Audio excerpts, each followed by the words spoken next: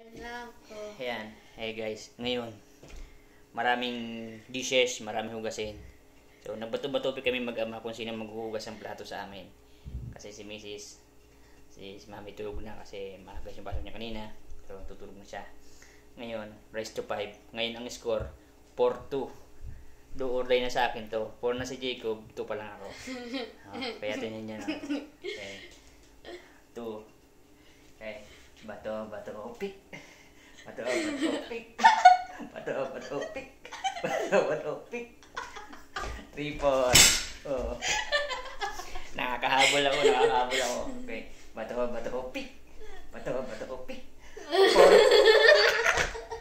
4 all. Yan. Ito na, do or die na kami dala ito. Okay. Bato, pick.